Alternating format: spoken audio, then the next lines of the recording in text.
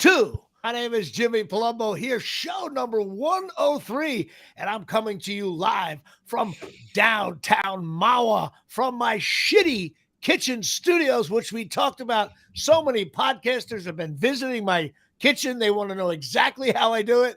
They just want to see that I've already trademarked the name Shitty Kitchen Studios, and we're doing a wonderful job here, show 103. And of course, behind the glass, my trusted used to be producer and co-host.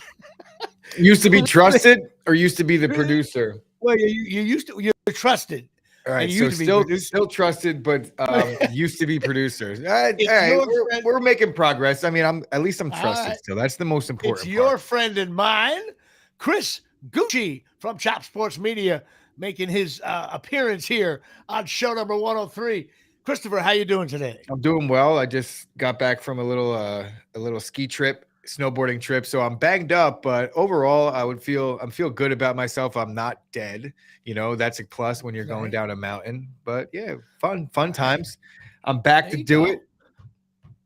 Episode 103, bro. You episode 103. How the hell have we done 103 episodes already? We've done 103 of these. I'm blown away by this. And first of all, this is such an exciting show, though, Chris. There's things going on here that you can't even fathom. First of all, as you know, I grabbed my stack of baseball cards and I took one name off the top doing my prep, and something very unique happened. There was a football card stuck in this pack. I don't know why. And it is one of my favorite players from years ago. Not favorite, one of the guys I like, Brian Kelly, linebacker, known as the Crunch Bunch, the original linebacker when LT joined the team. Number 55, Brian Kelly. Whenever someone turns 55, I always say they're Brian Kelly now. Listen, I learned some things. Number one, he played for the Giants 73 to 83, which means he played during the shit years of the Giants, okay? They didn't get good till LT arrived, and then they finally made the playoffs. Then the strike year, then Bill Parcells took over, and then they drafted Gary Reasons, and Brian Kelly just retired, okay, at 1980 after 83. And the weird thing is I can't find anything about him. He did one interview I saw on MSG. I don't know where he is, but he was some interesting stuff. I think you're setting the record for guys for the most shows in a row. You're going to say a guy that I've never heard of. Okay, well, you're before your time, but 6 people drove off the road. Listen, he's 71 years old now. Played from 73 to 83, and he started every game from 8 out of his 10 years in the league. He had 15 interceptions. That's not bad for a linebacker, right? 10 years, not bad at all. I think. And here's a funny thing. It's on the back of his card, and this is for Dave Sturcio, another owner of Chop Sports. It says here, Brian once worked for the Dallas Cowboys in their training camp. Probably late 60s. So that's another tidbit. And that's it. Brian Kelly, linebacker, 10 years, good players. Everyone considered him a solid player when I first started going to the games. And that's all I got. He played with Carson and Taylor and Van Pelt as a weak side linebacker. All right, Chris, who do you got? So, all right, I was going to do things like, first of all, I said I have my player, and you were like, oh, we're going to do things a little bit different today. You're going to see. And that was not any different. So I'm thrown by that. But I luckily it wasn't a baseball player. It was not a baseball player. So that's all right. Fair point. Fair enough. I did not go with a football player because I didn't get the memo. That was but I'm going to go with Carney Lansford. Everybody remembers Carney Lansford. I know you have to remember. The reason why I remember Carney Lansford, he sticks out to me, is because he had the helmet. He was the first guy or the only guy I remember way back in the day that he had the thing that covered his face. He had the helmet. He was with the Brewers? The A's. He probably played with the Brewers, but he was definitely on the A's for a while. I remember Carney Lansford. Yeah, for sure. And he had a unique. Didn't he have a unique stance as well? He did. I remember he did. Ball. He had him. One of the best baseball names of that era, Carney Lansford. Carney Lansford. Yeah, like a kid in high school, his name is Carney Lansford. He put 700. Yeah, or maybe not as good as Johnny Trino, but he probably he was almost as good as me in softball. But yeah, Connie Connie Lansford. Lansford. I appreciate that one. That's a good one. So we got Brian Kelly and Connie Lansford. Now, let's get right to it, Christopher. Now, as you well know, those of you scoring at home, some of my fan base, everyone enjoyed the Patreon streak that I was on. Bases loaded, you were walking me. Joe Rogan was shaking. There's a new streak forming, and it's the hitless. It's games without a hit streak. Okay. See, this is why when you start to doubt Jimmy Palumbo, AK Johnny Trino, this is where you run into trouble. Like, this is why I'm better than you in all sports, because you would get sloppy. If you were a pitcher facing me, you would be like, oh, this old guy, he sucks. And then what happens is we got stuck at 24, Chris. And then hours after my podcast, just hours, I realized I still had another nephew. That's right. My nephew, Tommy Palumbo, comes in at number 25, and he's down at Virginia Tech. He's a senior, okay? So right now, I think the official score, the official scorer has not ruled this one a hit yet. It is in question. We're waiting for this to come back. This could be a restart error. Legged it. Listen, any family member means it was a chopper, and I legged it out. However, here's something I think you're going to respect my nephew from this one thing that he did. So I asked him about who you want to be. You're number 25, right? And he's like, he goes, well, he's at Virginia Tech. So he says, Frank Beamer. And I said, no, Tom, you can't do that. I said, it's got to be a player. And he goes, and this is it, Chris, you're going to appreciate it. You know who Frank Beamer is, right? Yeah, long-time coach. Virginia Tech. He goes, yeah, you know what he says? He goes, well, when he played for Virginia Tech, his number was 25. I was like, oh, come on. You got to respect that, right? Yeah, I do respect that. I do respect it. I was like, I love it, so I have to go with that. I still don't know if it's a base hit or a reached on error, but it's Frank Beamer nonetheless. Technically, and I do respect that. Technically, I'm now dabbling. I'm getting to the college kids now. As Ray Murphy Grimes checks in here on my social media, Connie Lansford came up with the Angels and may have won a batting title. First guy with the special helmet was Ellis Valentine. My boy Ray Murphy. I know he has Murphy Grimes. I love that. Thank you. And of course, we got Stephen Bash checking in. But yeah, so listen, I'm back, bro. Number 25. And then the most special thing. So now all of a sudden the streak I'm back on the schneid. And all of a sudden I get a little ding, ding, ding on my computer. And a guy named Tyson Hogan out of nowhere. I don't know who this guy is. Just a fan of the show, a fan of Beer League. I even contacted him. I said, hey, who the hell is this? And he was like, no, Jimmy, blah, blah, blah. I'm just a fan of blah, blah, blah. I was like, oh my God, totally getting involved. And then I asked him for his name, the player, and he went with El Duque. And I was like, this is the absolute El Duque is my favorite. He's my favorite Yankee pitcher of all time, El Duque.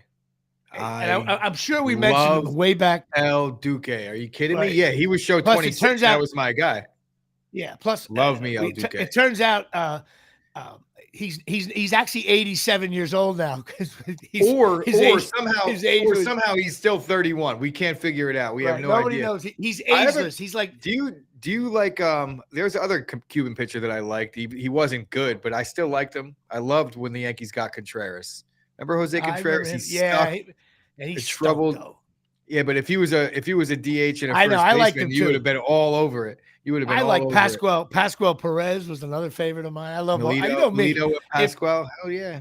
If a guy has a flaw, I love him. All right, so Patreon. Listen, bottom line, and here we go. Alex Stetsena, Mary Riccardi, Mike DeMosi, Eileen Palumbo, otherwise known as Mom, Joe Palumbo, Rob Pastor, James Kanowitz, James Riccardi, John Henry Riccardi, Eric Palumbo, Mike Caprio, second baseman, Frank Palumbo, CFO, Darryl Clark down at LSU, Greg Castellino, Mike Shecky, Lawler, Dave Ben, Pat Volkemer, Martin Walczak, Michael Deege, Alphonse from Beer League, Janine Michaud, Absolute Eyewear fame, Robin Achane Barna, Greg Alprin, John Henry Palumbo, Bobby Palumbo, Tommy Palumbo, and my favorite one, because he's the last one, Tyson Hogan, and he is not on the lowest tier. So that means that's a double off the wall, bro. So I am back. Joe Rogan's people are very nervous. They smell it.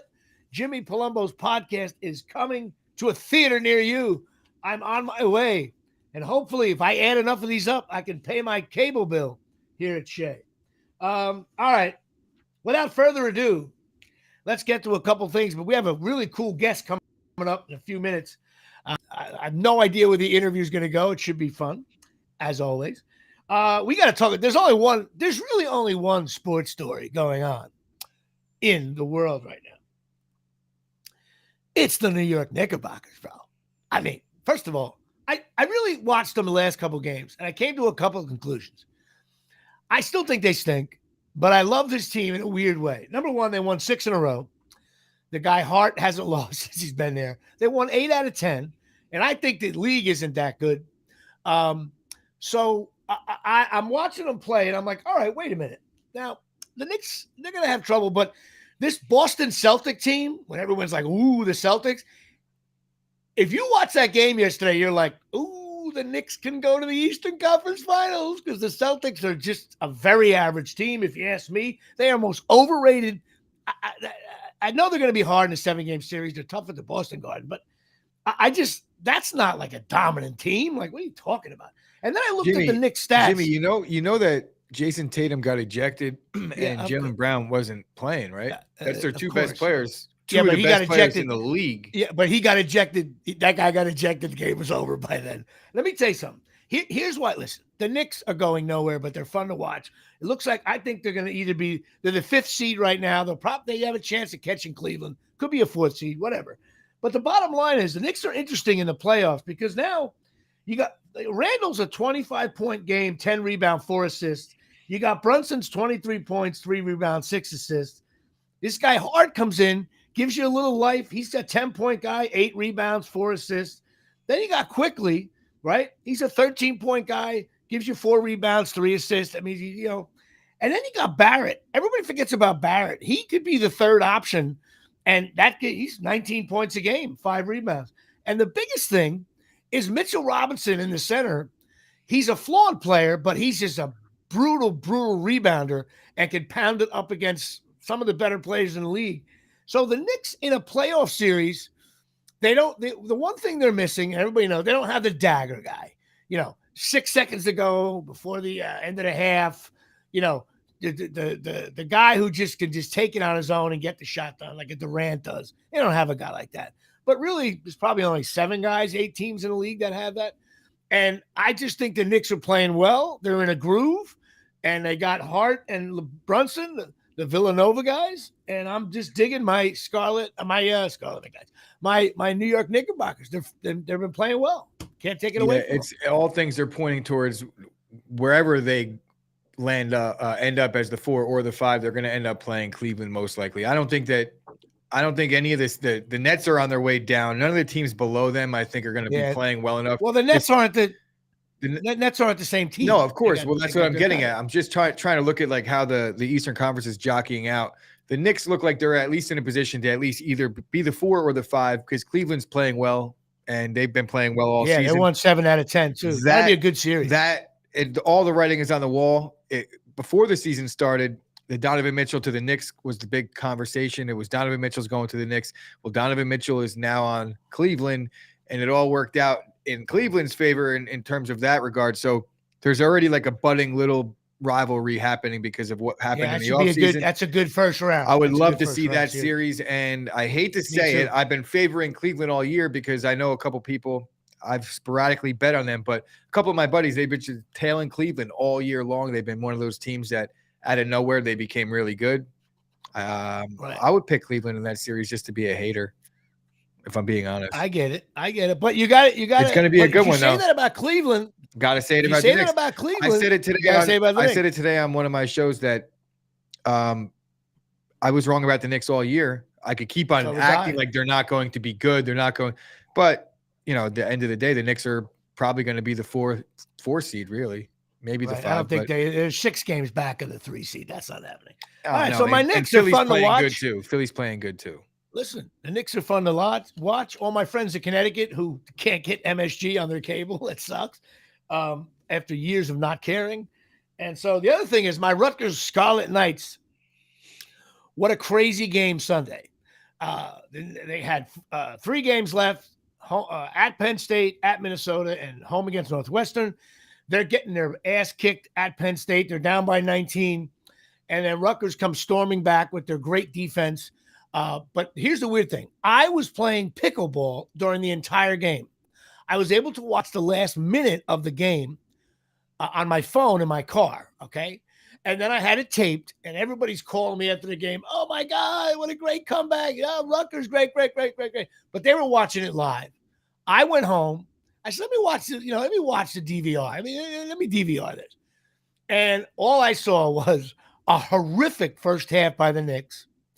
And then to be quite honest with you, as much as I like to say, I like to give the Knicks credit, the Penn State Nittany Lions are a really good outside shooting team all year long. One of the best in the country. They didn't score a field in the last 9 minutes and 46 seconds. And we only won by 3. In other words, really what happened was Penn State didn't hit a shot the last 9 minutes, and that's how we won. Now, Rutgers plays good defense. They have probably 5 defensive team in the country, statistically, with all that stuff. And I got to give them credit there. But you know what? You miss any sport where you miss things during the last 9 minutes of the game. So if you miss field goals, you miss interceptions, you miss completions. Yeah, it's like the Super Bowl where they scored every single time they had the ball in the second half. Yeah, that's why you lost. That's why you lost. So that's out. But anyway, the Scarlet Knights, they're 18-11, 10-8. I think they clinched a bid with that win, even if they lose the next 2, which they could. You never know. And that's it. So it's all about right now the Knicks and the Scarlet Knights. Basketball's back in my life like it was a couple years ago. I'm wearing the Mr. Bubbles T-shirt for my nephew Tommy because when he was little, he got a huge kick out of this. I used to wear my Mr. Green Jean shirt and my my Juicy Fruit shirt that my mother got from sending in box tops. So funny. And I wore that every down the shore every year. The nephews running around always got a kick out of it. God bless America. But now we have a sponsor of my little, you know what I didn't do? Before we even get to that, we're going to have Adam on in about 1 minute. I forgot about Absolute Eyewear. That's right. Absolute Eyewear, 42 Main Street, Woodbridge, New Jersey, 732-326-3937. Chris was so ready to say eyes, didn't give it to him. Craig and Johnine Michaud, their best optical place to go. Go down there. It's down by the train station. They got full service stuff. They got prescription eyewear, prescription sunglasses. They got safety glasses, sports glasses, contacts. They got for the kids. They have Ray-Ban, Coach, Ralph Lauren, Jimmy Choo, Silhouette, Michael Kors, Vogue, Maui Jim, Costa Del Mar, and they like Charles Oakley. And go down there. They got discounts for seniors. Mention the show. They'll give you a deal. They're open 5 days a week. They're closed on Wednesdays. Why, Chris? Softball on Wednesdays. They're closed on Sundays. Why, Chris? That would be Giants football on Sundays, Jimmy. There you go. All right. So Chris finally is getting really in a groove with finally, that. 103 episodes deep. Now I skipped Absolute Eyewear, so that part, so I had to get him back. And I also have to mention my interview is sponsored by cornholelevel.com. That's right. Go to cornholelevel.com. They're $19.95. I'm going to hold it up right here. Here it is. This thing hooks right on. You move it around, get it just right. The legal, perfect to and fro to get your, because you know what, Chris? You're the kind of guy. You're half in the bag at a bad barbecue in Linden. And all of a sudden you realize that this poor guy, he has warm beer and warm potato salad. And all of a sudden, is my picture not clear? Sam Grasso is telling me I'm blurrier again. I don't understand. I don't know what I need to do. I look clear as a bell here. Anyway, I'm going to keep on doing the show because I don't care. There's nothing I can do. Sam, I love you. You know, tell you what, if you give some Patreon, I'll be clear as a bell. The bribes going on. Anyway, Chris, you're the kind of guy, you would go to your car and get one of these cornhole levelers and hook it on so the guy has the proper board. Go talk to cornholelevel.com. $19.95. You get an absolute.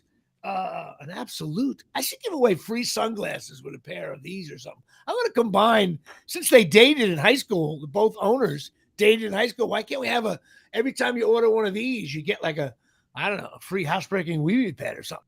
I don't know, a little combo.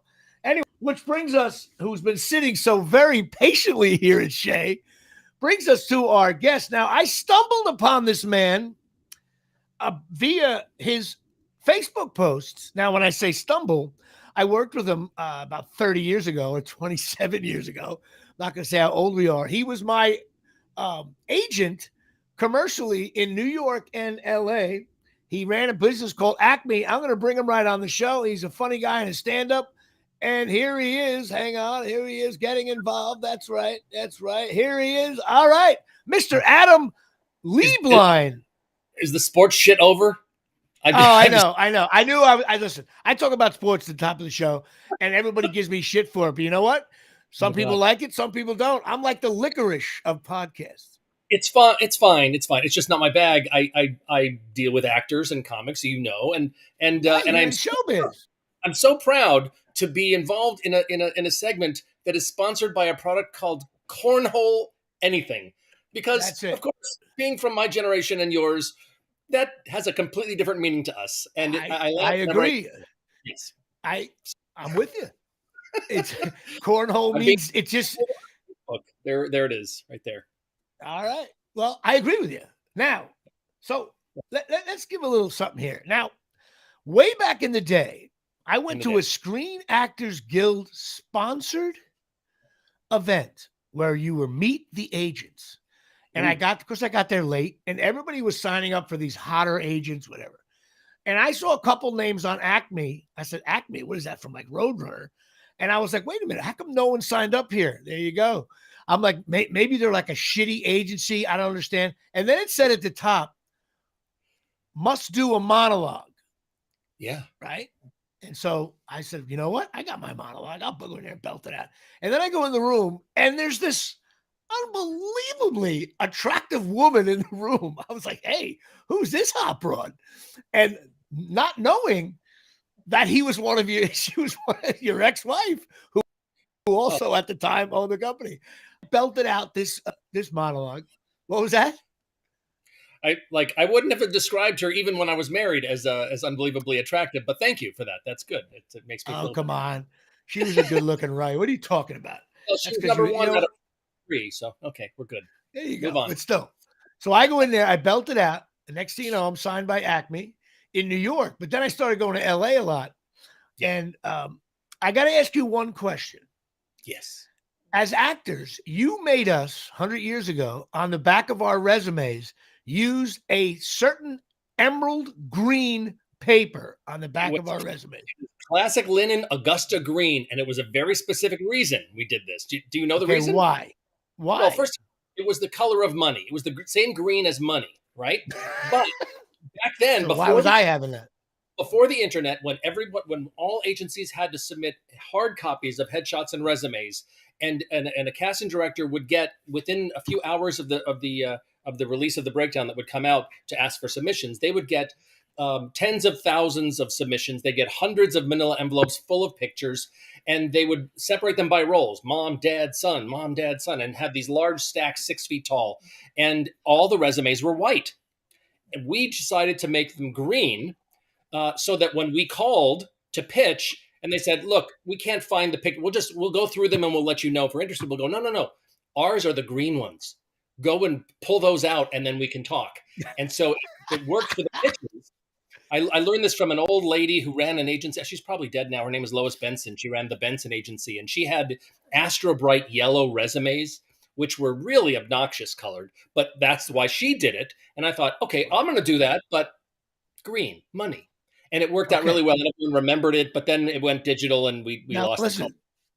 That's from the point of view of management.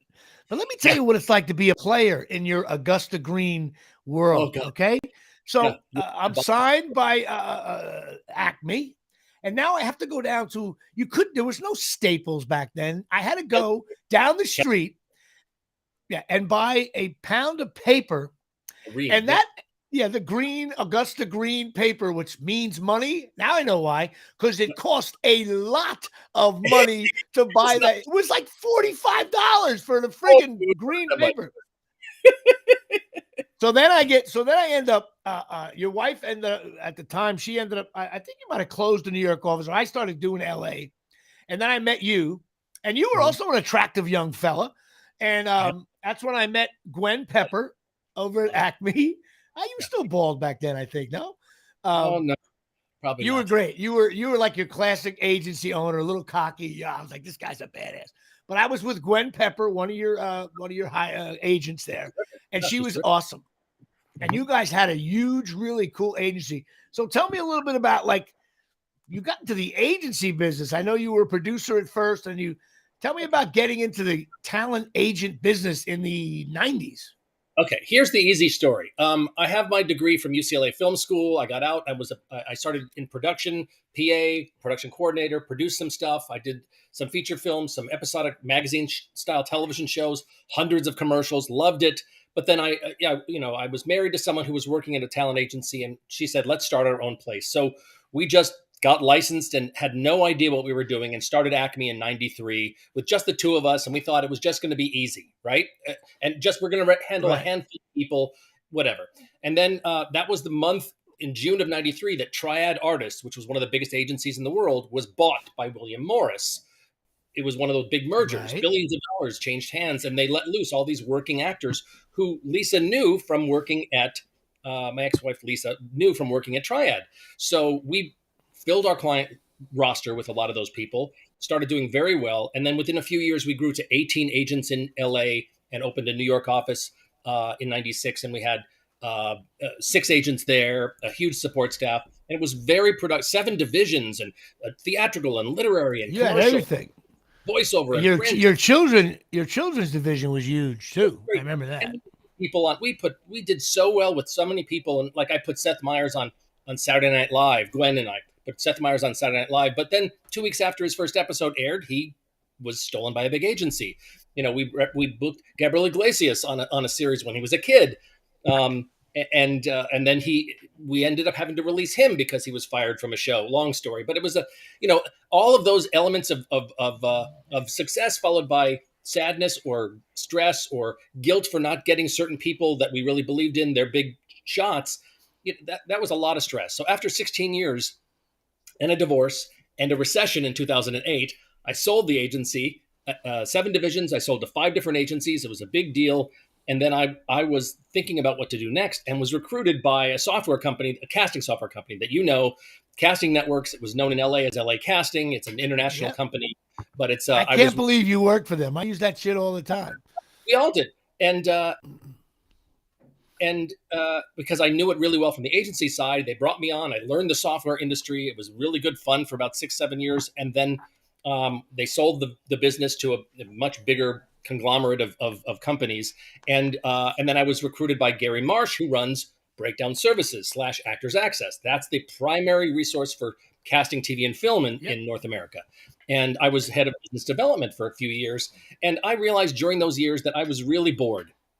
Software was boring to me because I was involved in a much faster paced creative industry. So during those years, I started going back to the comedy clubs, which I've been going to for 40 years to watch stand-up. I love stand-up. I love, you know it. You know how we fall in love with this stuff. And I started to do stand-up. You definitely had a penchant for, I remember your clients, when they would go to the office, some of your clients were definitely, that were my age at the time.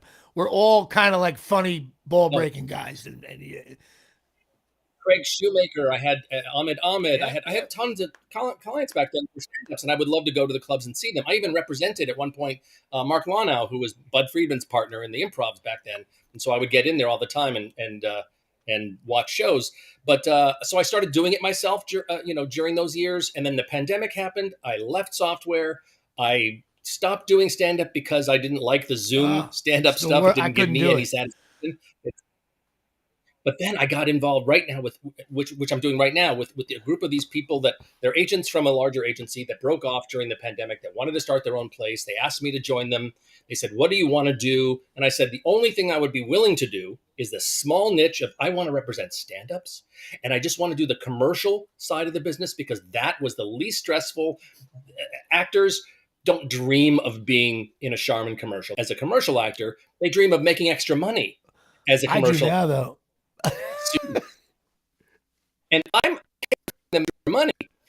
And the ability to be improvisational, the ability to be funny, your ability to this piece of copy a million different ways, that's valuable to commercial casting directors. So I got like 160, 170 clients. Most of them are stand-ups.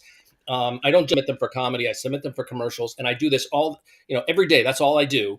I'm taking a break to do this, and it's fun. I love, and yesterday. Wait a minute though. I just saw on CNN. CNN just came across the scroll at the bottom. It says that yesterday Adam had 170 clients, and now he has 171. Oh, yeah. As Jimmy Palumbo has now entered a handshake agreement with Modern Artists. Am I getting that right? This is the name of the company. For LA gigs. Love it. We're gonna have a good time after the Zoom, after this live. I'll send you the onboarding thing. We'll do it. It'll be fun. It'll be fun. And one of the things I love doing to help develop my clients and to make the relationship with me and the casting community better is I produce, and I told you yesterday, I produce shows monthly. I was doing it for a year or so at Flappers in Burbank. Now I'm doing it at the Hollywood Improv on Melrose, and I produce shows once a month. I put 7 or 8 of my clients on the lineup, and I host it. So I get my 10 minutes of material, on stage every month, and I'm very happy to do that. You get your rocks off that way. It's great. Casting directors, food and beverage and tickets, and I got a videographer and a photographer, and then we give all the material to the clients without having them pay a dime. And they get paid by the club. The club pays them $10, 10-minute set, $10. That's what the club does. This is a dream for me because I know you've performed at big places around the country, but I've been dreaming of this thing at the Improv for 40 years. 40 years ago, I drove up from Long Beach where I lived to the Improv at 18 years old to watch live comedy for the first time. And I was turned away at the door because 18 is too young. You have to be 21. So that's right. I had to wait 3 whole weeks until I got my fake ID in the mail, and I used my special ID to come and start watching comedy. And I think I told you this yesterday that my 40 years later, when I first got on stage there, my 18-year-old daughter used her special ID to come watch her dad do a set. And now your daughter is working her way up the casting. I was Googling you, and I was like, the family is in. You guys are full showbiz. That's wonderful. Well, my second wife, casting director on the board of governors at the TV Academy. She was on the board of directors at the Casting Society of America. My first wife is a literary manager now. She doesn't run an agency. She manages literary clients, does very well. My current wife's a doctor. So, but she's a doctor. But you know what? I love your timing. So you marry showbiz women, and then you get older. And what happens when you get older? You get sick. You have someone right there. You need a doctor. But the fun part about it is I met her while I was teaching. I teach at UCLA. I've been teaching there for 29 years, a business class for actors. And she took the class. So she was an actress. So that's. But I'm going to get nervous if like 10 years from now, you end up marrying someone who owns a funeral home. I'll get nervous about that. You know what I'm saying? I that would be sad to me because that No, probably someone who owns one of those cremate and distribute at sea the ashes places. That's better. That's what I want. Get rid of the ocean. I don't need. I got a couple of things I want to really ask. Yeah, go ahead. Number one, UCLA is going to be in the Big Ten in 2 years. Not that you care. I got to ask you this: what you're on the ground? You're on the ground of comedy in LA. I want to ask you, what your thoughts on the state of stand-up comedy in LA now, and maybe the changeover in the last 10 years. I know you're fully in it, so I want to hear it. Fully in it. Oh my gosh. In the last 10 years, it has a huge sea change because the internet, social media, the ease of connecting to tens of thousands of people in your general area that could potentially come to a comedy show has allowed bars and restaurants and even the smaller clubs to fill a room for a night. So there's a lot of stand-up comedy schools and classes, and both online and in-person classes, and a lot of the clubs sponsor them, and a lot of other independent teachers teach at their homes and or at the clubs, and they do showcases at the clubs when they're done with the shows. There's a lot more stand-ups now than there was 10 years ago, and 100 times more than there was 25 years ago. You know this, and it's Right. and it's for me, I go out every single night. I go out. I'm in Los Angeles, so the three main clubs in the Valley I go to are Flappers, Ha Ha, and Comedy Chateau, which started during the pandemic. And then in the city, it's the Laugh Factory, the Comedy Store, of course, and the Improv. And then now the Hermosa Beach Comedy and Magic Club has reopened, and the Ice House in Pasadena has reopened. These are the main clubs in that area. Yeah. And then you go further south, you get Comedy Store in Long Beach, and the Stand Up in Bellflower. It's a great club. These are great clubs, and I go there. Is the Improv down by Long Beach still open? There was a big club back in the day there. Not Laugh the Factory Improv. in Long Beach that I know of, but there's a lot of bar shows in Right. all of the city. I mean, any given night, there could be like 10 shows that I have to choose from. I like going to the clubs because it's more hit than miss when I'm seeing comics at the clubs. But I will go to bar shows. I will go, like last night. Oh my God. Last night I went to the Bourbon Room in Hollywood. I had never been there before. Everyone was a headliner. I mean, from Tiffany Haddish and Patton Oswalt and they were not even the most famous people on and Nikki Glazer. I mean, everyone was a headliner. But then you go to another type of show just down the street, and they're all middlers or featured players, and they're doing their 7 minutes or 5 to 10 minutes, and sometimes it's excruciating, and I have to sit through 10 people to find one that I go, oh, you make me laugh. The others need work. And then I go to the open mics at places like the Fourth Wall, or even the 3-minute open mic sets that they do at the Store and at the Improv, Lab Works, that kind of thing. And it's hit and miss, but mostly miss. People are trying; they're really trying hard. It's the industry is big in LA, but there's no money for any stand up to make in Los Angeles, really, until you're really good and leave LA to go on tour. Right. You're Well, here listen, to town, and then you go on tour. That's it. It's any city. I mean, listen, there's, to me, a headliner, I headline, but when my name's up on the marquee, it's not like, it sells out in 5 seconds.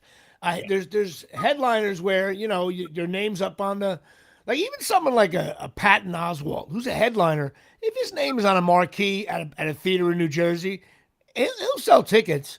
But like, it's not like, I feel like there's only 30 comics that when their name's up there, people go, ooh, who's over at the blah, blah, blah. And everybody else is just awesome. Awesome. I know Patton personally years ago. I met him with Mad TV days. But like nobody cares. It's the venue itself has to sell the tickets. Now, social media helps. Like Flappers, you have like Kevin Hart came to Flappers for a couple of nights, did like 2 shows a night for a couple of nights. He was the only one performing at the club. He got a door deal. Everything from the door goes to him. He set the ticket price high, and every seat was sold. And there's no special, no passes. No one got a comp to that show. Right. And they didn't. All they had to do was put out an email, and Kevin's people, and every seat was sold in 5 minutes. And he would do. He also probably has 80 million followers. Millions. Every club, he did every club in LA, and did the same thing because he wanted to. Because if you live closer to Flappers, you go to Flappers. You live closer to the Improv or the Comedy Chateau or the Comedy Store, and he just went in and did his thing. And he's at a different level. But then there's other people like these are the most amazing comics. I'll watch their shit on social media, and social media has become a thing. Right. It's like you can make some money on social media, do your own specials, distribute them yourself like Louis C.K. does, and make money without having to have a giant corporate overlord taking 90% of the funds. That's why we're, the social media, we initially we're releasing this Beer League 2 stuff on social media. Hopefully at the end of March, and we're seeing if we can get some kind of buzz and get it going. So I totally get that end of it. But let me ask you this: how is the commercial business in Los Angeles right now? God. Now it's another big fucking change. In 2000, we may have been working together in 2000, but there was a 6-month strike, a Screen Actors Guild strike against the advertising industry. It lasted 6 months. It was horrible.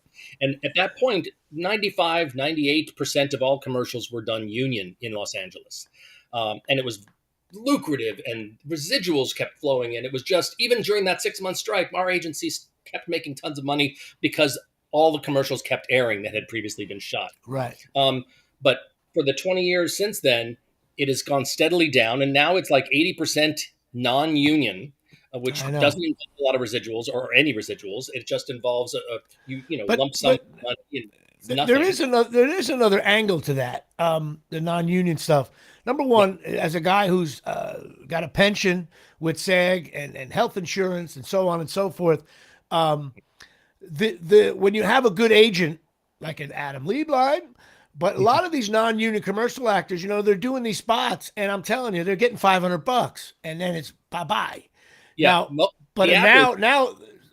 the better ones, though, friends of mine who do non-union commercials, they've learned to negotiate a little bit better. They're getting more. They're getting this much money for 6 months, and it's kind of they're doing well. But probably a bulk of the actors are getting a little bit ripped off by billion-dollar agencies. It's not good because ad agencies. Number one, it's 500 is the average that you're going to get paid, or the lowest you'll get paid for a non-union spot that an agent handles, and then usage for a year like 1,500, 2,500, 3,000 for a year's usage. But then you have to imagine your agent, if you have one, takes 20% of that. Okay. And you get the whole thing. It's not paid through salary. You get the whole thing in a 1099. You get the whole flat fee, and you got to save 30% or 40% of it for taxes. So you don't get that much money, and your tax burden in April 15th is much more than you thought it was going to be. So it's you kind of get screwed. Now, what is the deal with agencies? They used to charge 10%. Now it's 20. No, all union stuff's only 10. Right. Non-union for print, and here's where it came from. It used to be occasionally, like our agency Acme would book a non-union job, once in a blue moon. And we would say, we'll only take 10%. Or they're giving us an agency fee of 20% on the non-union stuff. We'll just take that, and you take all the talent fees. But print was always, the modeling industry for over like 100 years has been 20% commission on the talent fee, and they would charge the buyer 20% for an agency fee, 20% on top. So if it was $1,000 fee for the talent, and we would bill 1,000 plus 20%, the check comes in for $1,200. We take the $200 off the top, and then $200, which is 20% commission off of the talent fee. The model would get $800, and the agency gets $400. It's about a third. Wow. People were like, it's illegal. But it was standard business practice for 100 years, and it's legal. And when all the commercials started to go non-union, the talent agencies said, we're doing it this way. So I'd say maybe 95% of all talent agencies in Los Angeles will commission a non-union commercial, 20% agency fee they'll charge to the buyer, and they'll take 20% commission from the actor. Wow, for years I paid a 10% agent, 10% manager, depending on the gig. But listen, I've always said, number one, it's a write-off, and that's a cost of doing business. When you go buy a car, the sales rep gets a cut. It's like life. When you buy drugs, when you gamble, somebody gets a cut, whether it's the state, you got to pay the vig, as they say. And but the thing that bothers me is you've been in the business a while, you have a reputation. You know what you're doing. There's a lot of unscrupulous agents / managers who these young kids come off the boat from to LA and New York, and they take 20%. And what they do is it's almost lottery tickets. They don't really do anything for them. They talk a good game. They'll show up at a showcase, but they don't submit. They don't nurture. They don't mentor. My biggest thing is I've always hated about agents. I was never a scutch, but sometimes I'll be like, hey, I got these new headshots, which I got to get. I'm getting new ones next month. what do you think? And some agents will be like, I don't have time for that. Go to your manager. I'm like, well, hang on a second. You're the one pointing and clicking my little thumbnail. I'm going to send you 5. I'm not sending you 2,000 of them. Can you just give me an idea of what, and it used to make me nuts. And I know you got a million clients and stuff like that. But I always was like, it's always the ones that, hey, Jimmy, I really like number 7, 9, and 15. Give me some of those. That's fine. I always understand anyone who doesn't invest themselves as an agent in making that decision on behalf of the client, because you're right. Like it's the first excuse that an agent makes when an actor says, why haven't I gotten out for the last few weeks? We say, it's your pictures. Right. Well, you didn't help me pick. I had 2,000. You didn't pick the right one. Here's the 2,000. Yeah, there's a lot. I get that. It's here to pick. They used to get remember 24, 48 exposures, and I get the loop. And what a pain in the ass. Now you got a whole easier way to do it. Because these guys with the digital, it is thousands of them. And this group of 300 are identical, except for maybe a minuscule different eye open or close or lip thing. It's like, fuck, pick one of these. And then, send me 10. I'll pick. You know what used to burn my ass too? With agents and managers.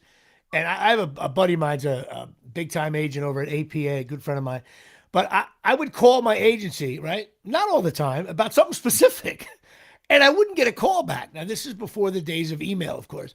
And I've sent some emails and I got back and I called up my buddy, Jack, and I say, hey, Jack, when a client calls you, I know you get 1 million calls a day with all kinds of bullshit.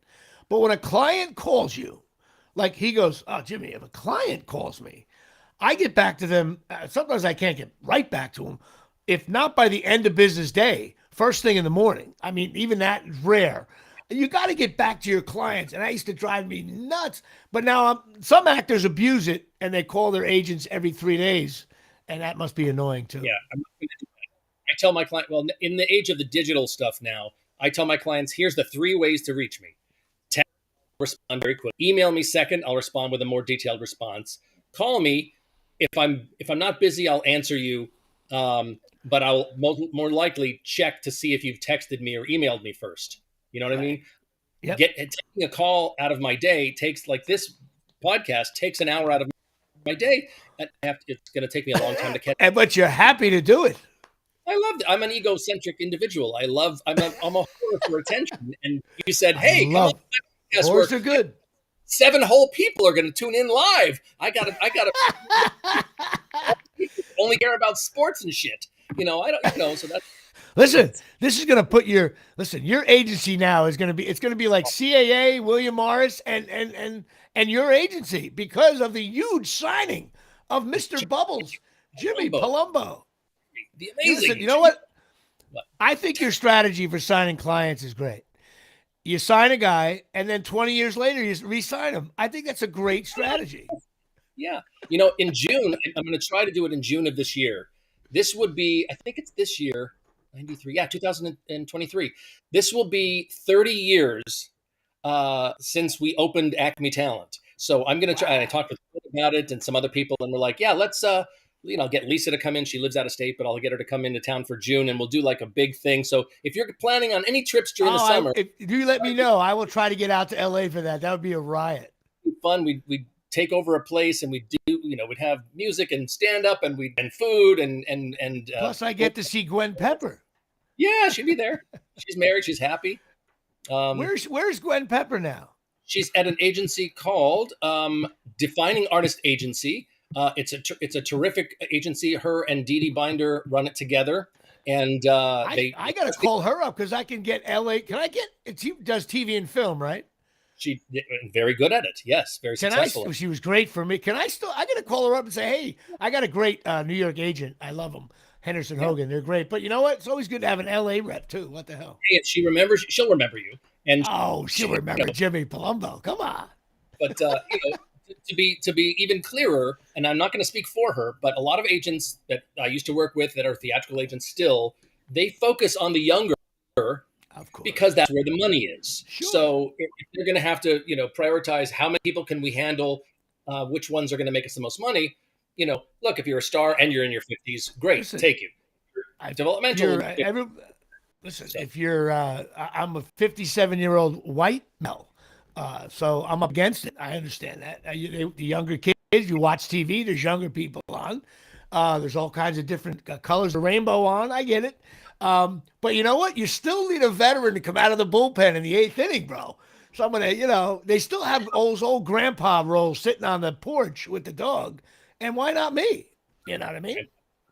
yeah, you could reach So out to her. I love Gwen. She's terrific. I'm definitely going to reach out to her, bust her chops. She was really sweet. You guys are always great to me.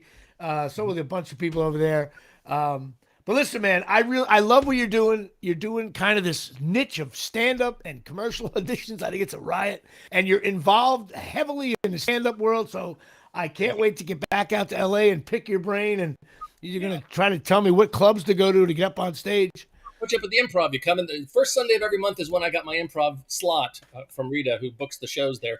So if you're coming out here and you plan a time, if it's early in the month, let me know in advance, and we'll totally am going to do that. it'll be fun. And now it's Lieblein, right? Not Lieblein. What's by the way, the most difficult name?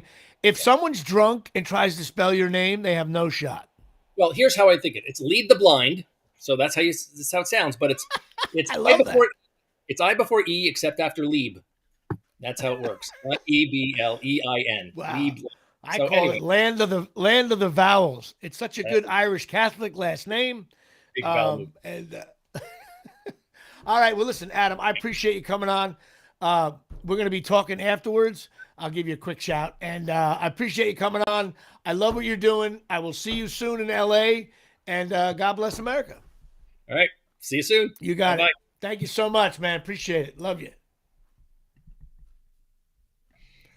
All right. Adam Lieblein getting involved, coming on the show. We're going to be working together a little bit. Some LA commercials that come through. And I realize I'm an old veteran, but you know what? You need someone to give you innings on getaway day. You know what I mean? You have that Wednesday game. Yeah. You're traveling on Thursday. You don't want to blow your bullpen. Big series at Fenway on Friday. And you're down 6-1 in the fourth. And the manager comes down and says, Jimmy, I need you to go 5. I need you to get us through this. Then they chip away. Next thing you know, it's 6-5 in the eighth. And I'm still, firing my 81-mile-an-hour fastball. He's a great guy. Good agency. Always was fair to me. So I always appreciate that. Thank you, Adam. All right. Well, of course, as I'm in showbiz, I'm chasing miracles. But now, a lot of actors chase miracles, Chris. But I go to chasingmiracles.com. That's right. They have these unbelievable hydration water packs. Go to chasingmiracles.com. You got to talk to Tommy and Donna. They will walk you through this thing. There's a little package you put in water. You get trace minerals, all increased strength, stamina, overall good health for the body. It hydrates your body. There's alkaline levels. It's really cool stuff. And the package could be used, as you were telling me, on plants. You can put it in your garden. Really, really cool stuff. Go check it out, and you're going to love it. ChasingMiracles.com. What else did they say? A really cool thing to put in your water, make you feel better about yourself. And Tommy and Donna are cool, so go talk to them. It's awesome. So that's that as I rattle through. All right, briefly, it was nice to see the Yankees spring training. This kid Volpe smacking the ball around a little bit. I don't think he's going to quite make the starting team, but you never know. Why not? Why not? Why not? Why not? You know what I mean? Like, what are we talking about?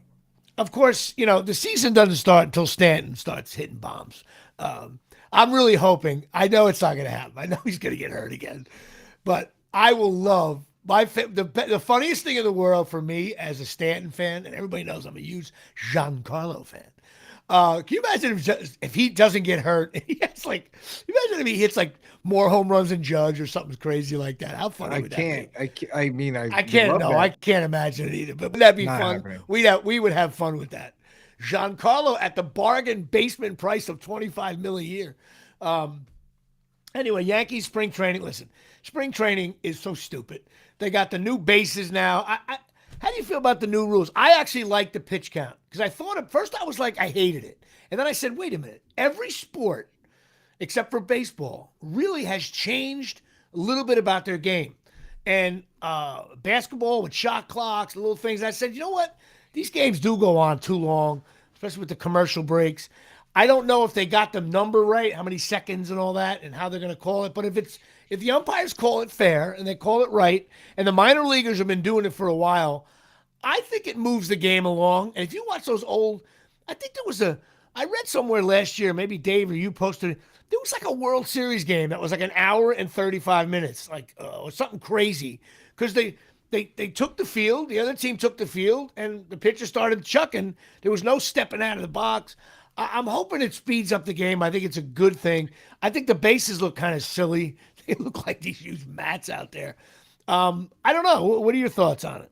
I don't mind the bases, and I'm all for the progressive change. The problem that I have, though, isn't necessarily going to be like what we see right now. What I worry about is what we saw when teams started to shift. It's a copycat league. There's going to be a new analytics approach to the way things are happening now, and as the players and the coaches get into analytics, then the front office will get into the analytics, and then you get this overanalyzed thing. And a lot of times it works out, but what you saw now, what they're doing is a product of too much analytics going into things. Correct. When it comes to the shift and the bases, and what's going to end up happening is you see guys like Scherzer. He's going to pitch like, he's going to literally be throwing a pitch every 6 seconds, and guys that you're going to see certain guys are going to struggle even more batting because there's not enough time. It's the intent is to speed up the game. They want more runs. Inherently, more runs means longer games. It's a tough. I think it's a conversation for like 8 years from now because it's not unfair for the rookie. Like you Volpe. Get this though. You get this. It's unfair for like Stanton and Judge and the you understand. Guys, I mean, it's unfair for everybody that's ever played baseball that hasn't been on a clock. If you think about it in that regard, but I don't see how speeding things up. When you're trying, the whole objective to get people to watch baseball is to score more runs. That's like it goes common with football, basketball. When you score more runs in baseball, what happens? The game goes on forever. So it's like there's only one way. You got to juice. You got to juice again. So it's either more, but more. I think there's still more runs means a longer game. So it's a catch-22. Either way you look at it, you want to shorten the game. But then you want more runs. You can't do both simultaneously. So you have to try and do both and be creative with it. And that's what they're doing here. I don't think it's going to work. I think these pitchers are throwing, the bullpen guys are throwing 102. They come in the 7th inning. But if you notice, the natural arm way you throw, your shoulder and your elbow and your ligaments can't handle it. So if you notice, everybody's throwing 100 miles an hour. But their careers are like 3 years long. They blow out something, and they got the next kid coming in. I think that's the biggest negative on the game is that the bullpen, the 7th, 8th, and 9th inning is a joke. There's all kinds of analytics. Bottom line is, I don't mind the shot clock. We'll see how it works. It'd be fun to watch this year. So also pickleball. I'm playing pickleball in a new league, Chris, where I'm being rated and watched. Someone's gonna watch me on the court. I think it's creepy. I just want to smack the balls around, have fun. I played on Sunday night. I thought I played very well. I'm back, bro. The pickle game is back. And we got Beer League 2 coming out still March 30th. We got a little bit of a legal snafu we got to work through. There's a chance we have to push that back so we get the paper signed and so on and so forth. And that's it. But let me get this real quick thing out of the way. Pine Tar Bar and Grill. 121 South Main Street, Forked River, 609-489-4286. The best sports bar down near the shore. Go check it out. This place is awesome. Chris, I got to get you down there one day. You'll love it. I go talk to my buddy Tommy. He works in there. He owns it. PineTarBarGrill.com. Food is great. TV's all over the place. He knows what he's doing. Hot chicks working there. God bless America. Also, therapy, Lisa Ruane, 201-725-1251. Give her a shout if you're having some trouble with some mental illness. Give her a call. She's a wonderful person. She'll get you through it. Again, 201-725-1251. Last thing I want to talk about is this Murdog thing. I watched a little bit of the live stuff. Now, you watched the documentary. Mm-hmm. And we briefly discussed it before the show. The thing that blows me away about this creep, we were talking about, like, if you're innocent, right? And a family member, your wife and kid were murdered, and you're innocent. Like, Chris, guy like you, how out of your mind are you on the stand? Like, you'll answer questions if I say to you, Chris, where were you on the day of this, that, and the other thing? And I'm answering questions with vehement, like I'm pissed off that you're even wasting time asking me shitty questions, but I'm also answering them understanding like the scope of a legal case. But I'm pissed off nonetheless. And like, yeah, like whatever you got to do, ask me whatever you got to ask. But yeah, I didn't know, no matter what, I didn't kill my mother and my brother or my son or whatever the hell was going on there. But right, just overall, what's been going on in, we'll call it Hampton County. I want to say it is Hampton County, South Carolina, right. for like the better part of 100 years, bro. Like, how many blind eyes were turned while people were getting murdered and disappearing in this one small Right. county? I wonder how prevalent this is, like currently still happening, where it's like certain things go wrong. If that kid never got drunk and like, does anything ever surface the way it did? I don't know. Right. You got to watch the The whole documentary thing. because Yeah, I it's didn't watch the. so I only sordid, watched a bro. little bit of the trial just to see this guy blowing snots out of his Bro, nose because he was the crying. trial is like, it's a blip on the radar in terms of how crazy this story is. You have to watch this, which you will now, I'm sure. I will. Of course, I gotta watch it now. And so that's yeah. I just think if you didn't do something, you'd lose your mind. Um, but I will tell everybody this out there. Don't forget. How can I forget this? Avenel, March 10th and 11th, Friday and Saturday night at downtown Avenel Performing Arts Center, which is at the old General Dynamics site. Anybody over 50 gets that joke. Go check my show out. We are trying to get tickets sold. Get everybody down there. If you're from Colonia or Avenel or Woodbridge High, go down there and see everybody. It'll be like a family reunion. Be a good time. I assure you, except for maybe my set. Maybe you'll hate my set. I don't know. But it's you're going to know everybody in the room. Give them hell from Avenel, as my buddy Bob Sheeha just said. And go down there March 10th and 11th, Friday and Saturday night. Order your tickets and go there and say hello to me after the show. I'll be drinking afterwards and having a good time with everybody. I got to apologize. There's an issue with my camera's good. I'm clear as a bell on my end. Chris is clear as a bell on my end. But everybody's telling me it is blurry out on Facebook and LinkedIn and YouTube.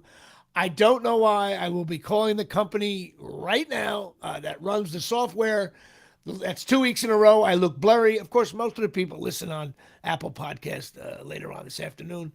Hopefully, my social media gal, Sydney, will assist me in this. I don't know why. I look good on my end, but I guess on everybody else's end, I look like shit. I got 4 posts here saying I'm blurry. It might just be your internet, bro. I don't. Well, then wouldn't it be blurry here through the internet?